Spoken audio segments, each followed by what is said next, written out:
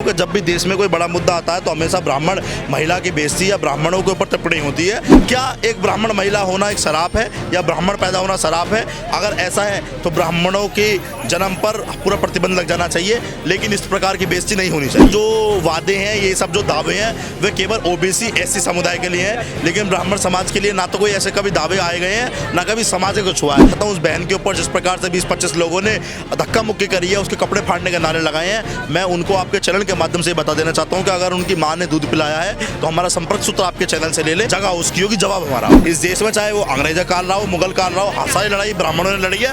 आज भी ब्राह्मण लड़ रहा है, लेकिन ब्राह्मण का कभी क्रेडिट लेना नहीं आता किसी भी तरीके का। लेकिन हम ये बता देना चाहते हैं कि ऐसा नहीं है कि ब्राह्मणों का खून ठंडा हो गया है। हमारा खून आज भी गर्म है। हथियार रखे, हथियार चलाने भूले नहीं हम लोग। कुत्ते बिल्ली अपने मन में बहम पाल कर बैठे हैं तो उनके मुंह पे चाटा बजाने का काम ब्राह्मण समाज करना जानता है। नमस्ते, आप देख रहे हैं सौगंध, मैं शमी। इस वक्त मेरी मौजूदगी श्यामलाल कॉलेज के बाहर है और यहाँ पर एक नारा जोरों शोरों से मशहूर हो रहा है, ब्राह्मणवाद जिंदाबाद, ब्राह्मण जिंदाबाद। जिस तरीके से डीयू में जो प्रोटेस्ट चल रहा था, वहाँ पर एक यूट्यूबर रुचि तिवारी पहुँचती है, मारपीट होती है, मॉब लिंचिंग होती है, छेड़छाड़ का मामला सामने आता है। यहाँ पर श्यामलाल कॉलेज के छात्र मौजूद है और जर्नलिस्ट रुचि तिवारी और तमाम ब्राह्मणवाद का समर्थन के लिए यहाँ मौजूद है। सर, आपका शुभ नाम? सत्यम पंडित। सत्यम, आप क्या यहाँ कॉलेज के छात्र हैं यहाँ पर? नहीं, मैं छात्र नेता हूँ और मैं आप सबको ये बता देना चाहता हूँ कि जब भी देश में कोई बड़ा मुद्दा आता है तो हमेशा ब्राह्मण महिला की बेइज्जती या ब्राह्मणों के ऊपर टिप्पणी होती है। मैं पूछना चाहता हूँ देश के बड़े बड़े नेताओं से, इस दिल्ली की जो हमारे देश की राजधानी है, इसकी मुख्यमंत्री खुद एक महिला है, पर क्या एक ब्राह्मण महिला होना एक शराप है या ब्राह्मण पैदा होना शराप है? अगर ऐसा है तो ब्राह्मणों के जन्म पर पूरा प्रतिबंध लग जाना चाहिए, लेकिन इस प्रकार की बेइज्जती नहीं होनी चाहिए। सत्यम जी, हमारे जैसे दिल्ली की महिला मुख्यमंत्री है, इस देश की जो है प्रथम नागरिक कहे जाने वाली महिला राष्ट्रपति है, ये इससे बड़ी सौभाग्य की बात क्या हो सकती है? ये सब जो वादे हैं, ये सब जो दावे हैं, वे केवल ओबीसी एससी समुदाय के लिए हैं, लेकिन ब्राह्मण समाज के लिए ना तो कोई ऐसे कभी दावे आए गए हैं, ना कभी समाज को छुआ है। ब्राह्मण समाज पर जब जब उंगली उठी है, देश मौन रहा है, जनता मौन रही है, मंत्री मौन रहे हैं, चाहे मुख्यमंत्री मौन रहे हैं, लेकिन कभी किसी ने बात नहीं उठाई।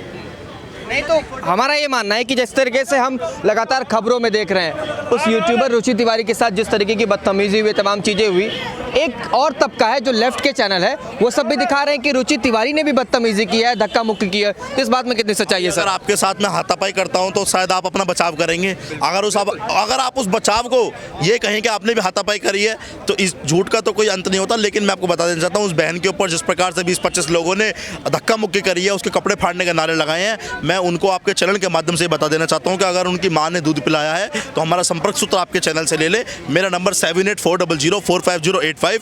अगर उसकी मां ने दूध पिलाया है तो हमें संपर्क करें, जगह उसकी होगी, जवाब हमारा होगा। लेकिन इस तरीके से ब्राह्मणों को ऐसे टारगेट क्यों किया गया? क्योंकि अगर आप किसी सोच को गलत मानते हैं तो उसमें ब्राह्मण का नाम इस्तेमाल करना, ये कहना कि सॉफ्ट टारगेट नहीं है। देखिए, टारगेट किसको करा जाता है? हमेशा टारगेट उसको करा जाता है सबसे मजबूत होता है। ब्राह्मण शुरू से बहुत मजबूत रहा है इस देश में, चाहे वो अंग्रेजा काल रहा हो, मुगल काल रहा हो, सारी लड़ाई ब्राह्मणों ने लड़ी है। आज भी ब्राह्मण लड़ रहा है, लेकिन ब्राह्मण का कभी क्रेडिट लेना नहीं आता किसी भी तरीके का। लेकिन हम ये बता देना चाहते हैं कि ऐसा नहीं है कि ब्राह्मणों का खून ठंडा हो गया है। हमारा खून आज भी गर्म है। हथियार रखे, हथियार चलाने भूले नहीं हम लोग। नहीं तो ये कैसे छात्र हैं जो जेएनयू से लगातार देश विरोधी नारे लगते हैं? एक छात्र इनकी सोच कैसी मान सकते हैं? ये तो आप देखिए, उस यूनिवर्सिटी में जाके पूछिए। हम तो अपने ब्राह्मण छात्रों की जिम्मेदारी ले सकते हैं। अब तक भी इतनी शांति बनाई हुई है कि उसकी मार पिटाई किसी कॉलेज में, यूनिवर्सिटी में नहीं हुई है। अगर चाहते तो हर यूनिवर्सिटी में हम हर वामपंथी की जाके पिटाई कर सकते थे।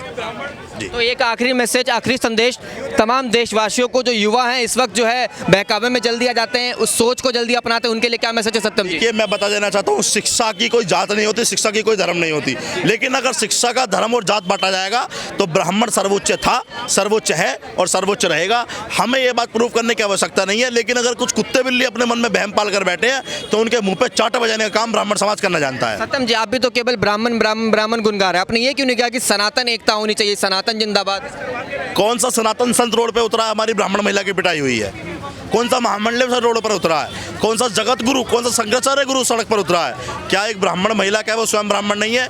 देखिए, जब अपने ऊपर हाथापाई होती है तो अपने आप ही आवाज उठानी पड़ती है। सामने वाला केवल दवाई दिलाने आता है, ना कि जख्म ठीक करने।